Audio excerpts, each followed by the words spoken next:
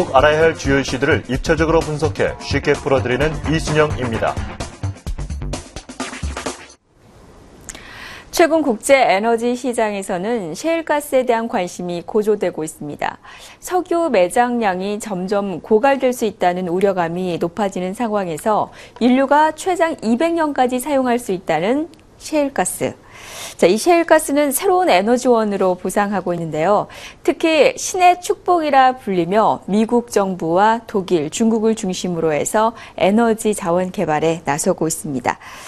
오늘 이슈타파에서는 신자원으로 떠오르고 있는 셰일가스에 대해서 알아봅니다.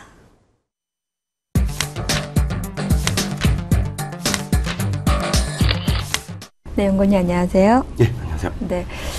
최근 들어서 사실 이렇게 천연가스 얘기를 많이 할 때 셰일가스에 대한 내용들이 상당히 많이 나오고 있는 것 같더라고요. 예. 셰일가스가 정확하게 어떤 걸 의미하는 겁니까? 이제 그 사함층이라고 하죠. 땅속 밑에 있는 가스, 그 암석 속에 있는 그 가스를 뽑아서 쓰는 이게 셰일가스라고 말하는 거고요. 네. 천연가스의 일종이라고 보시면 되고 성분이나 이런 거는 그냥 집에서 쓰시는 도시가스 이런 거랑 거의 유사합니다. 그래서 그게 이제 쓰지 않던 가스가 갑자기 발견이 돼서 이제 그게 생산량이 많아지고 있으니까 업계에서 이제 주목하고 있는 거고요.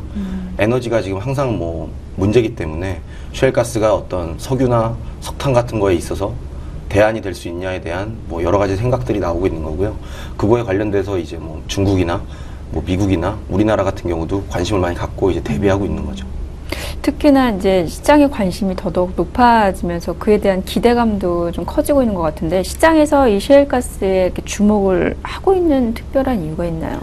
그 전에 태양광이나 풍력 같은 경우는 기존 에너지 시장에다가 직접적인 영향을 주지는 않았거든요. 예를 들어 대체제로 해서 발전 비율이 높아지면서 화석연료의 가격이 떨어진다거나 이런 일들이 직접적으로 나타나진 않았는데 지금 일본 작년 지진 사고 이후로 원자력 발전에 대한 어떤 수요가 조금 낮아지면서 가스가 많이 주목받고 있지 않습니까? LNG 같은 게. 근데 이제 실제로 셰일가스가 많이 생산되면서 LNG의 비중이 높아지면서 석탄 같은 경우는 직접적으로 가격이 지금 많이 내려왔습니다. 미국 쪽에서는.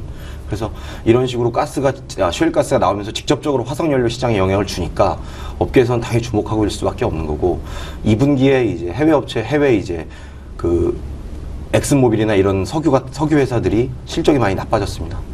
셰일가스가 생산량이 늘면서 가스 가격이 낮아지다 보니까 실제로 실적이 나빠지거든요. 그러니까 업계에서는 이게 어떤 영향을 주는지에 대해서 파악을 할 수밖에 없는 거예요. 이게 나중에는 석유 시장에도 영향을 줄 수 있는 거고, 그러니까 계속 대비를 해야겠죠.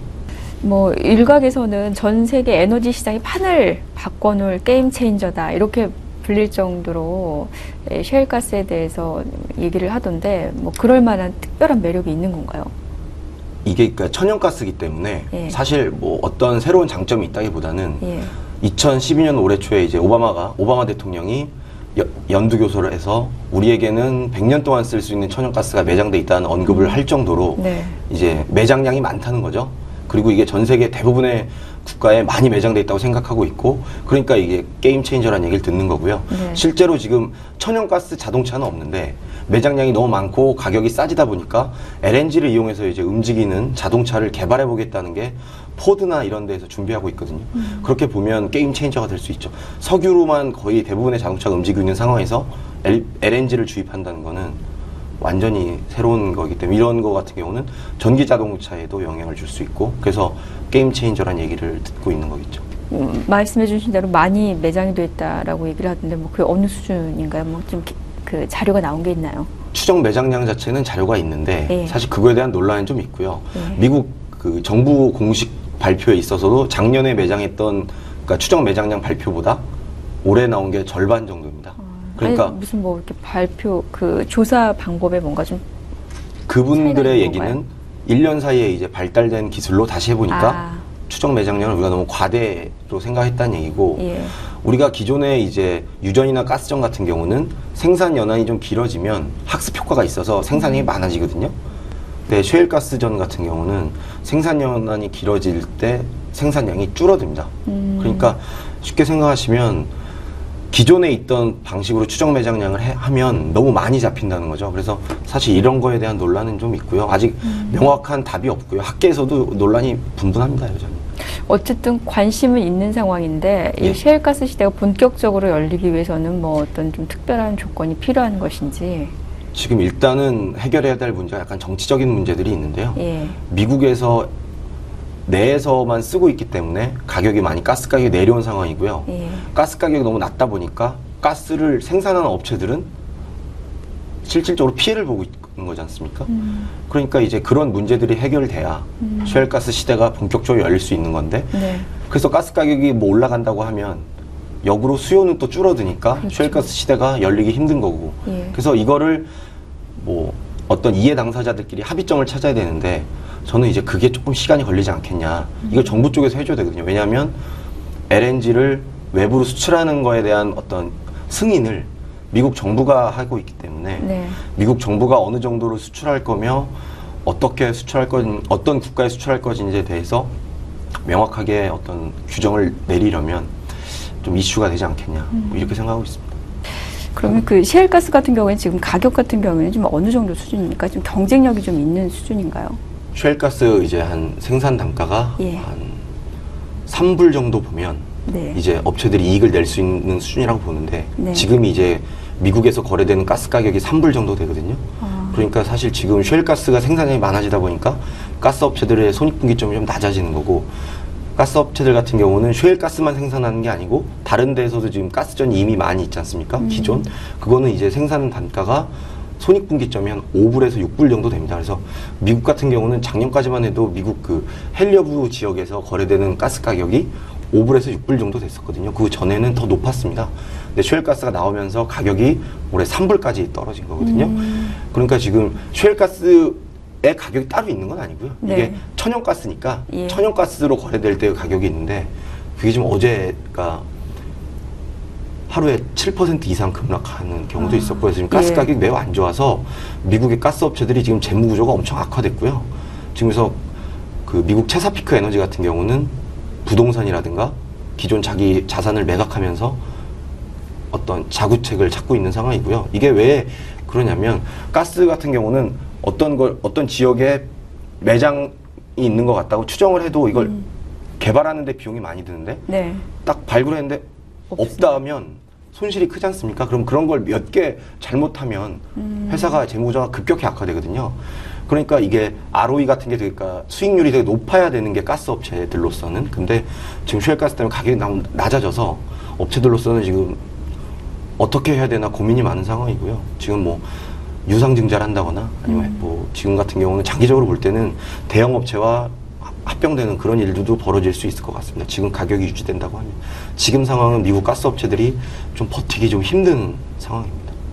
결국 정부가 지원을 하지 않으면 기업 자체가 뭐 하고 싶어도 할 수는 없는 구조네요. 뭐 미국 정부에서 아직 구체적으로 뭐 보조금을 주겠다라거나 그런 언급은 없지만 제 생각에는 가스 업체들을 보조해 줌으로써 가스 가격이 낮게 유지되면서 미국 국민들이 가스 가격을 낮게 쓰고 그래서 모두가 좀 행복해지는 모두가 좋아지는 그런 상황으로 합의점을 찾지 않을까 그냥 생각해 보고 있습니다. 솔직히 어떻게 될지는 이건 뭐 경제 이슈라기보다는 정치 이슈이기 때문에 솔직히 뭐 제가 예측하기는 좀 어려운 것 같고요.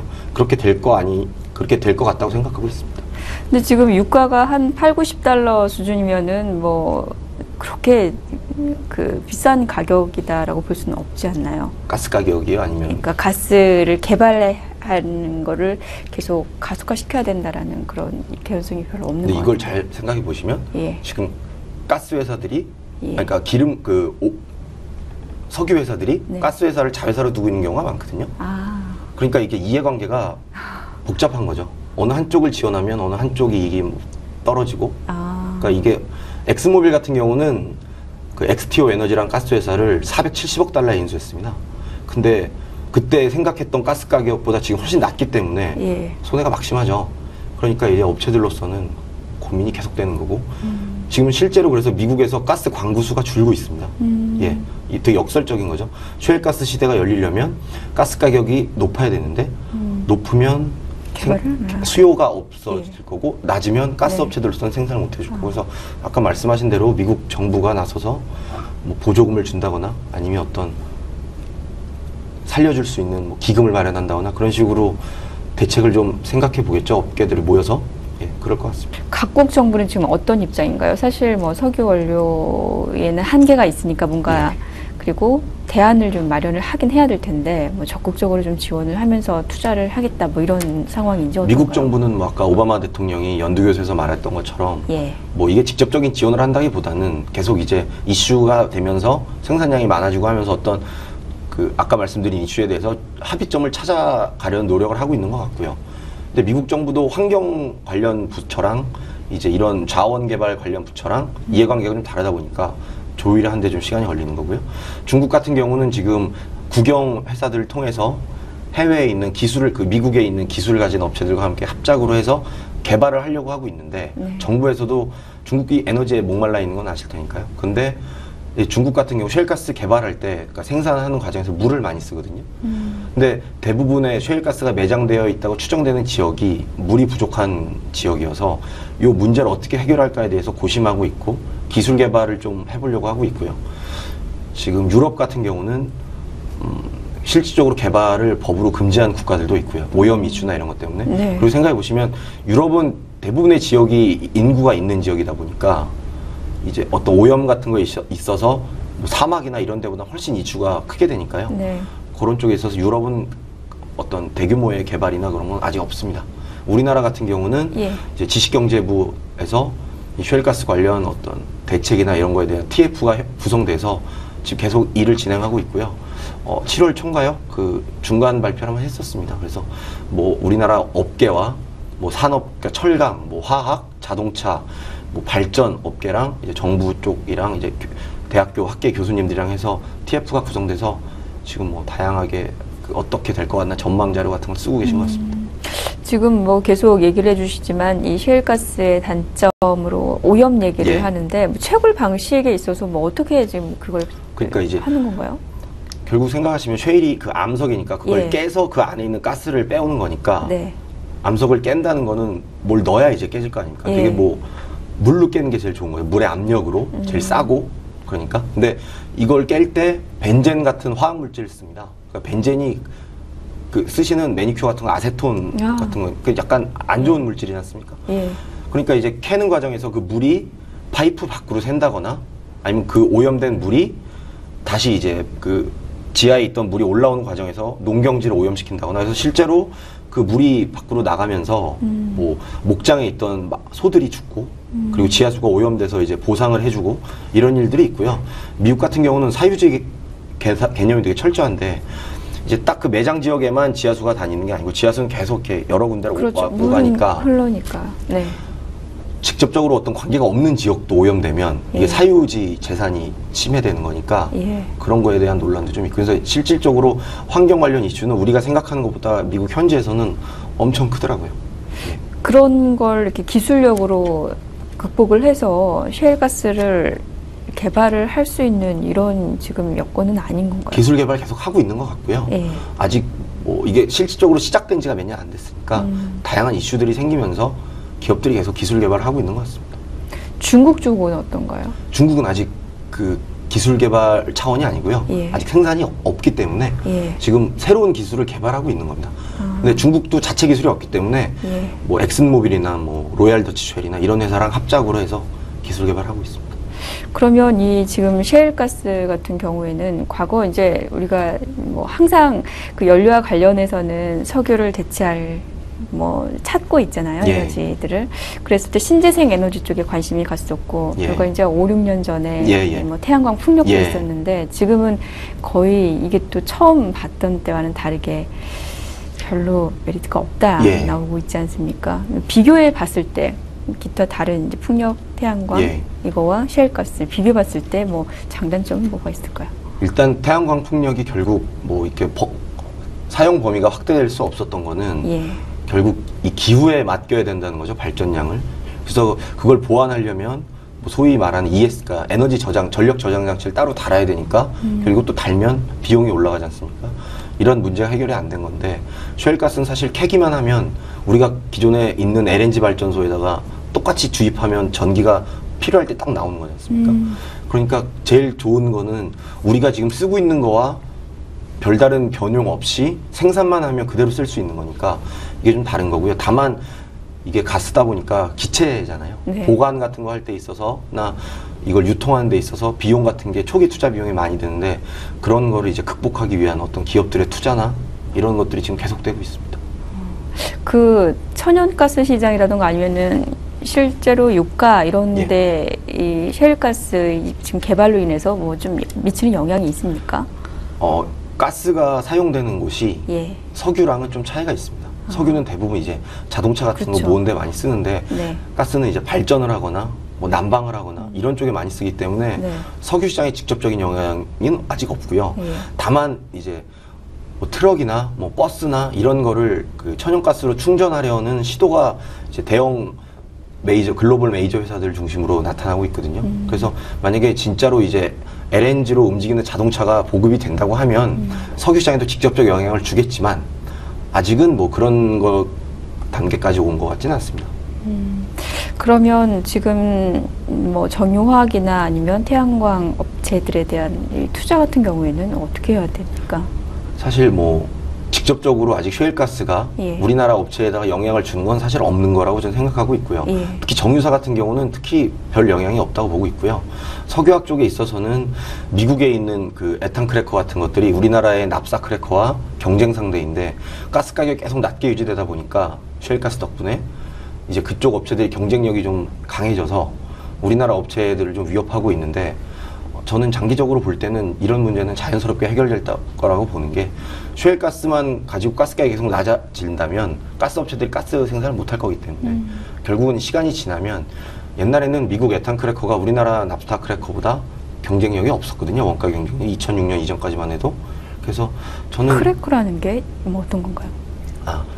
그 석유에서 정제하지 않습니까? 네. 그러면 우리가 쓰는 플라스틱 같은 걸 만들기 위한 최초의 원료인 나프타라는 게 나옵니다. 네, 네. 크랙한다는 게 깨는 거니까 네. 그 나프타 크래커라는 게 뭐 우리나라 회사들의 대부분의 석유학 회사들의 그 주요 설비고요. 미국 쪽은 석유가 아닌 가스에서 뽑는 에탄을 가지고 그 플라스틱을 만듭니다. 예, 원재료를 분해하는 그 설비 이름입니다. 예. 예. 에탄 크래커 같은 경우는 나프타 크래커와 달리 고무를 만들기 위한 원료인 부타디엔 같은 게 생산되지 않습니다. 그게 이제 가스의 성분이 다르기 때문에 그렇게 보면 장기적으로 뭐 경제가 좀 좋아져서 다시 이제 수요가 좀 활성화되고 자동차도 좀 많이 팔리고 한다면 우리나라 납타 크래커에는 오히려 긍정적인 영향이 있을 거라고도 생각합니다. 부타디엔 같은 제품의 수익성이 개선되면서 예. 그 미국 에탄 크래커에서는 네. 안 나오는 제품이 만들 수 없는 제품이기 때문에 저는 셰일가스가 오히려 미국 업체들한테 이게 축복 숨겨져 있는 어떤 그 안 좋은 게 있을 수도 있다고 봅니다. 그러니까 이게 돼서 가스가 낮으니까 그걸 많이 지었는데 예. 오히려 여기서 나오지 않는 제품은 가격이 치솟으면서 자기들은 돈을 못 벌고 우리나라 업체들은 돈을 버는 그런 일들이 일어날 거라고 봅니다. 네, 오늘 이렇게 긴 시간 내주셔서 감사합니다. 예, 감사합니다.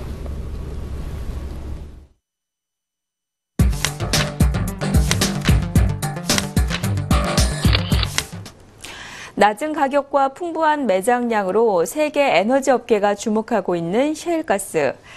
그러나 셰일가스를 두고 각종 화학물질로 토양과 지하수를 오염시키는 환경 파괴라는 우려의 목소리와 꼬리표가 뒤따르면서 신중론도 대두되고 있습니다. 양날의 칼인 셰일가스 혁명은 분명 도전적인 상황이 되고 있는데요. 제2의 석유라 불리면서 셰일가스는 세계 에너지 시장에 큰 파장을 불러일으키고 있습니다. 이순영의 이슈타파는 여기서 인사드립니다. 시청해주신 여러분 고맙습니다.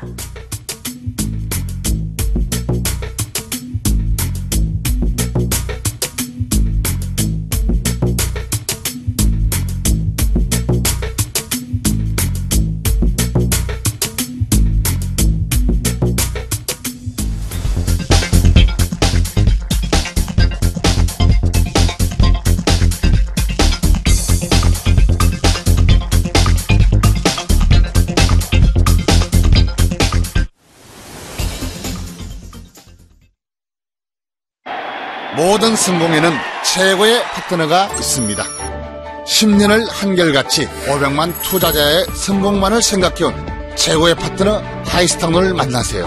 1577-1787 교수님만의 성공 투자 노하우는 뭐죠? 하이스타운이죠. 주식 매도 없이 미수신용 상환은 물론 업계 최고 투자 자금을 증권사 신용보다 저렴하게 마이너스 통장시까지 가능하죠. Capital Spirit High Stock Loan 1577-1787 혼자 투자하기 힘드세요? 1599-4030 확실의 전문가와 성공 투자